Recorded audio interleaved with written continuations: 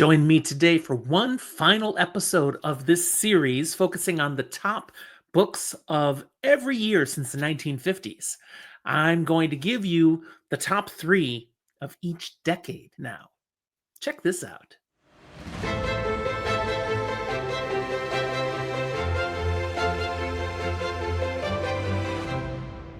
Welcome to Fantasy for the Ages, the show where a father and son talk about fantasy, science fiction, horror, and other nerdy things we enjoy. I'm Jim, the father of this channel, and you have not seen my son Zach for quite a while. We're going to be recording finally again next week. He's still in the midst of moving, and those of you who have moved, you know how all-consuming that can be. But he's almost there. He's looking forward to the goal, and I'm looking forward to getting him back on an episode. But in the meantime, it's given me the chance to complete this series, focusing on the top three fantasy and science fiction novels of each year since 1950 by the data. But I've got it all done. What do you mean I have another episode? Well, I'm going to explain that now, and I hope you'll enjoy it. If you do, be sure to give us a like. And subscribe to this channel if you haven't yet. Look at all the videos we have here. So much for everyone to find and enjoy. We hope you'll stick around. One of our constant listeners and viewers, Derek, submitted the request that I take the same formula I've been using to discern the top three books of fantasy and science fiction from each year and apply it to each decade as a whole to see which ones rise up to be the ultimate three of the 50s, of the 60s, of the 2020s. I was like, that's a great idea. And that's what you have with you here today. Far fewer books will be highlighted because no honorable mentions, no almost made it's get listed today. Just the top three. And I think you'll have some surprises as we work our way through the decades. But let's find out. I mean, why should I keep you in suspense any longer? Here's the books that rise to the very top based on, again, sales as the number one factor, awards, both wins and nominations, as the second factor, and the final factor, less influential than the other two, but still making a difference, ratings and reviews of the readers. Where do these fall?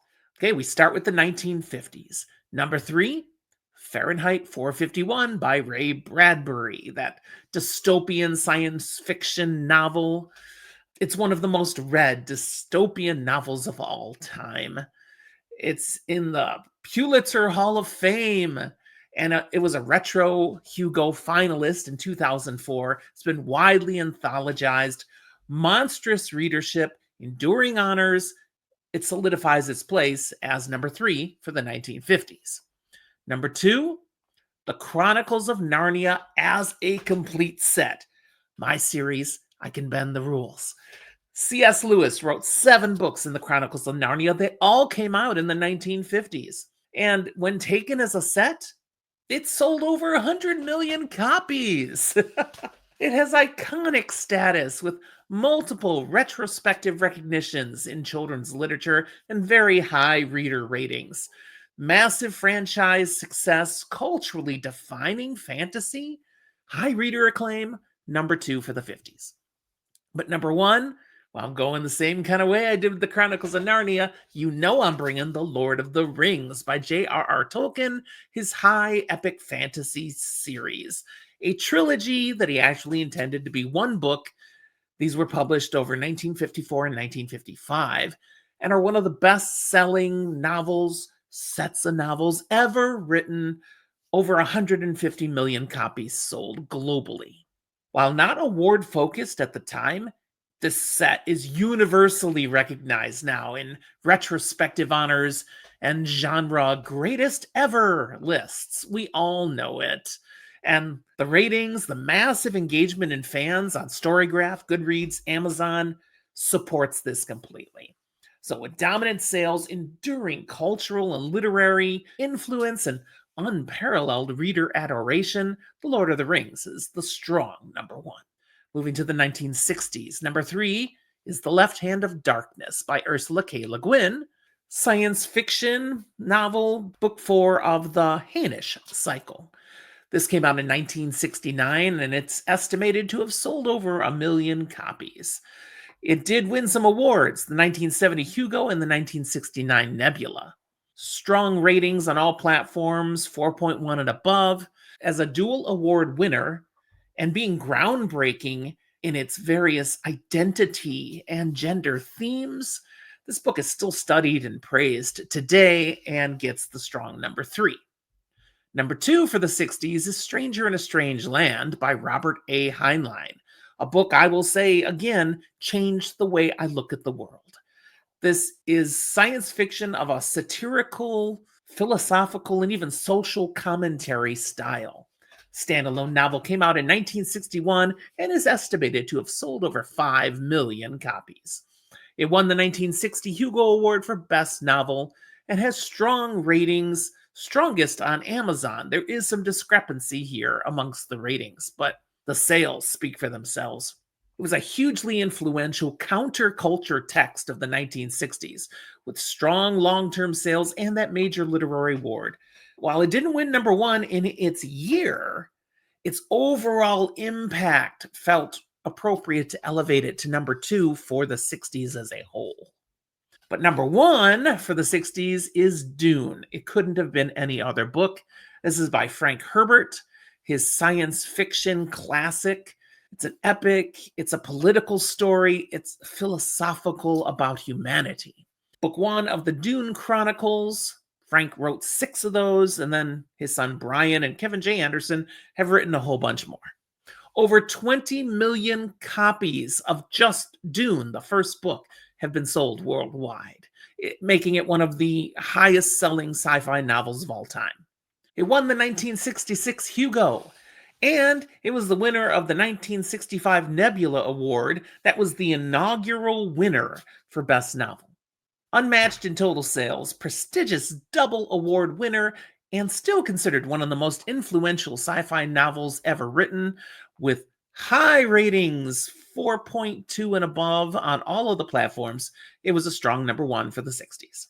From the 1970s, I bring you in the 3rd spot, Gateway by Frederick Pohl.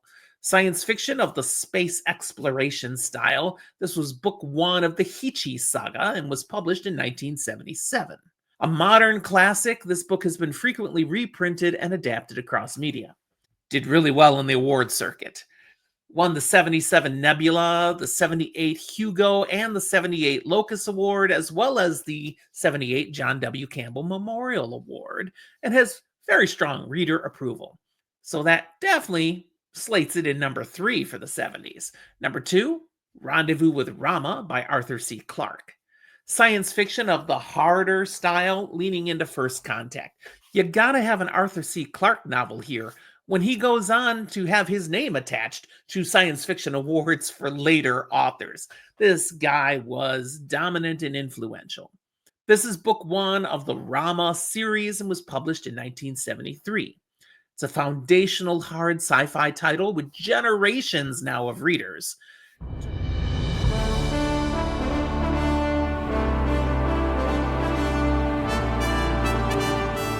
So high honors, strong readership, cemented its place in science fiction history, and takes number 2.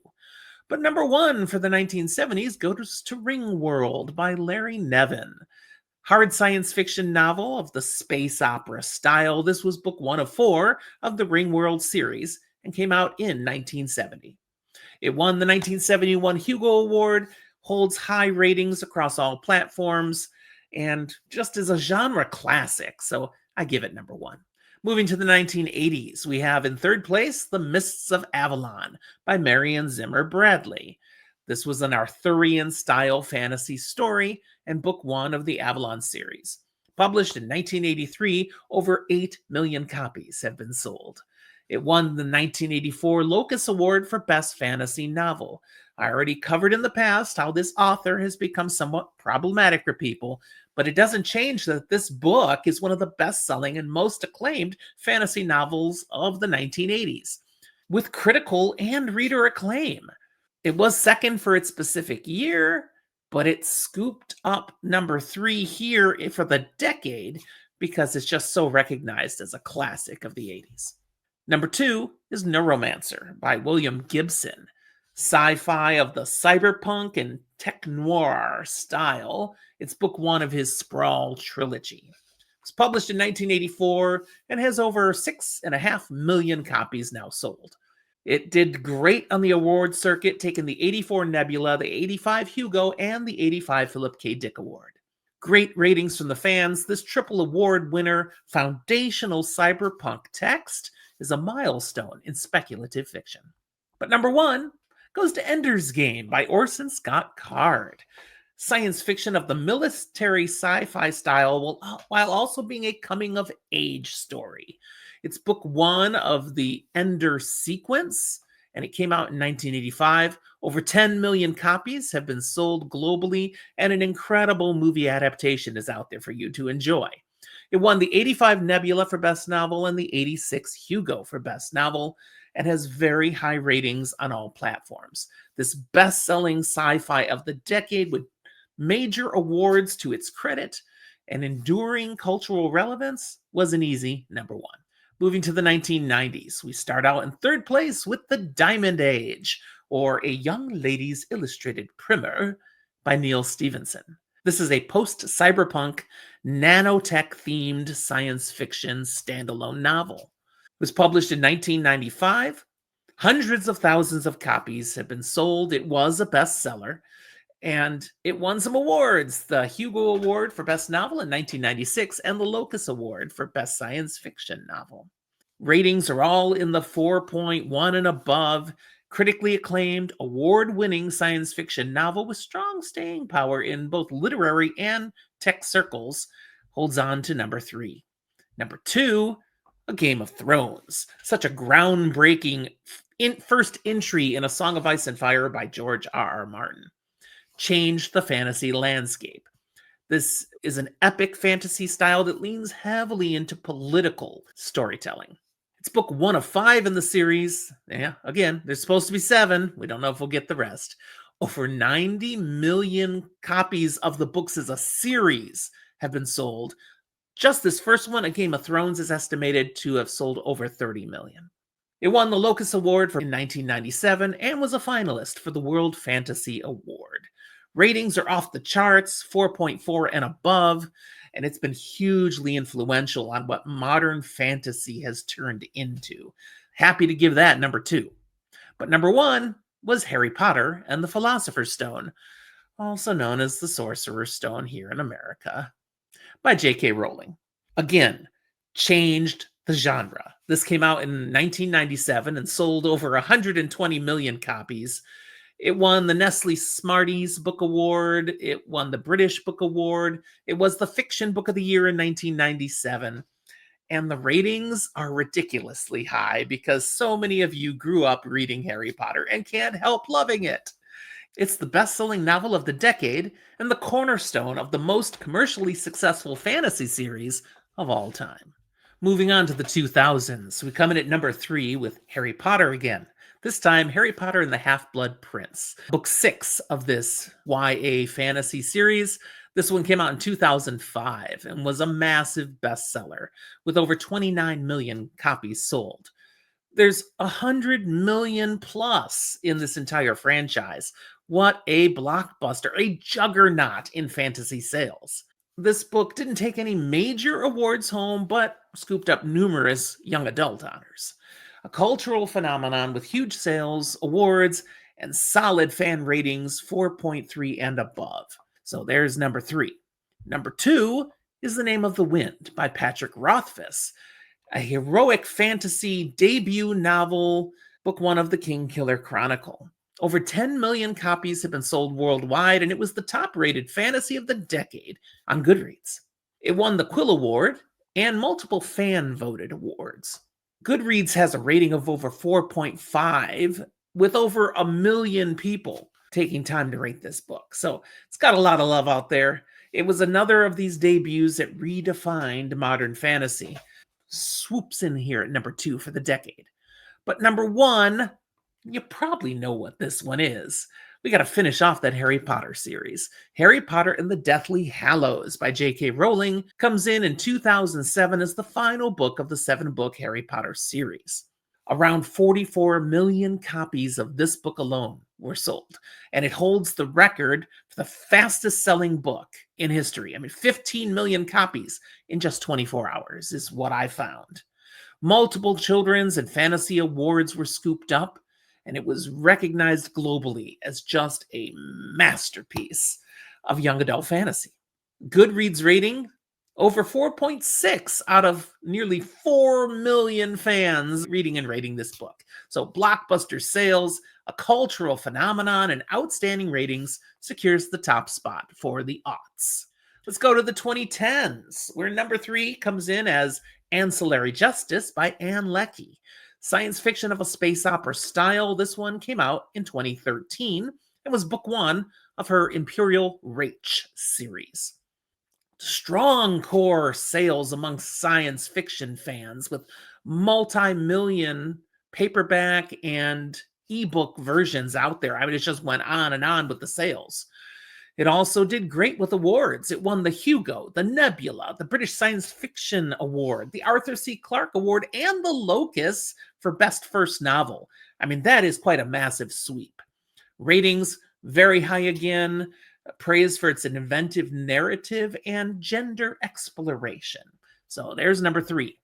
Number 2 is The Martian by Andy Weir, a hard science fiction novel that came out in 2014 officially, though it was self-published earlier. Some of you didn't know that. It's a standalone novel, ranks number 2 for this decade because it topped bestseller charts globally, selling millions of the book. And then the 2015 film earned over 630 million. So there's a lot of love for this story. It won the 2014 Goodreads Choice Award for Best Science Fiction.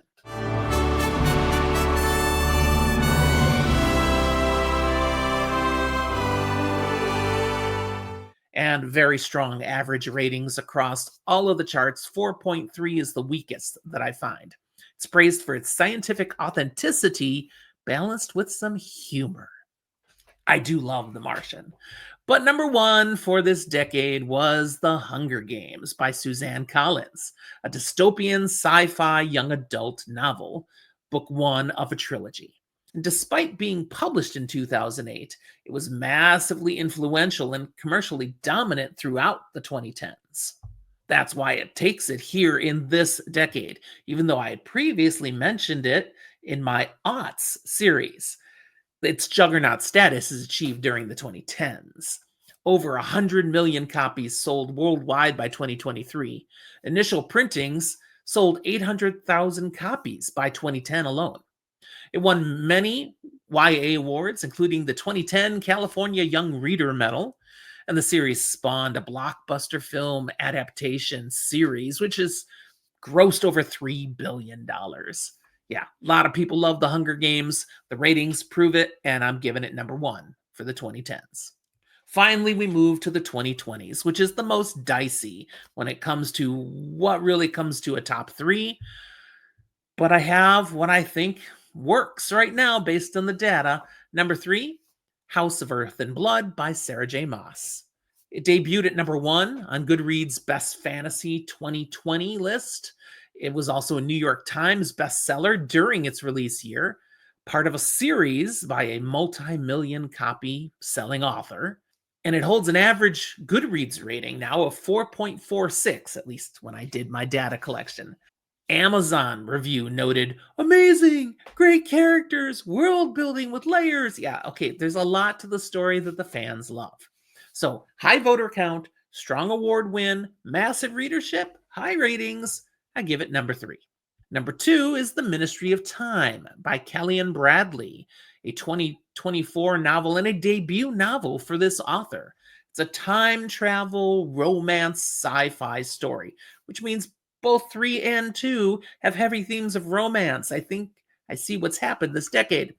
This was winner of the 2024 Goodreads Choice Award for Best Science Fiction, and it also was Amazon's Best Book of the Year and was longlisted for the Arthur C. Clarke Award. It rates over 4 point such and such on all of the various platforms. It's celebrated for its clever plot and its emotional richness. But number 1 for the 2020s is a book I actually do enjoy, and that's Project Hail Mary by Andy Weir. Hard sci-fi of a survival nature. It was published in 2021 and is a standalone novel. It topped Goodreads' Choice Award for Best Science Fiction in 2021. It also won the 2021 Dragon Award, and it has very strong ratings, 4.4 and above on all platforms. And it sold a lot of copies. I'm happy to have one of my favorites actually make #1 by the data. All right, there you go. More books to consider. I talked about all of these before, but how they played out for the decade as a whole is something we can argue about, but you can't argue with data. I'm going with what the numbers showed me. What do you think? Are you surprised by any of these? Are you particularly pleased? Any last comments on this particular episode or the series as a whole? Put them down in the comment box. You know I read them, and I do respond. Thank you for taking the time to share your thoughts. Also in the show notes, you can find all the other ways to interact with my son, Zach, and I, including joining us as one of our patrons. Thank you to all of you who found us on patreon.com and support our channel so we can keep this content regularly coming out to you. That's where I'll leave you for today. Thanks for watching. We'll talk to you next time.